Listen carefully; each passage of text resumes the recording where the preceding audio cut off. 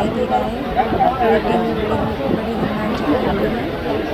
तो ये रहा प्रयागराज संगम की बाढ़ का वीडियो। अगर आपको अच्छा लगा हो तो प्लीज़ लाइक, सब्सक्राइब और कमेंट। Thank you.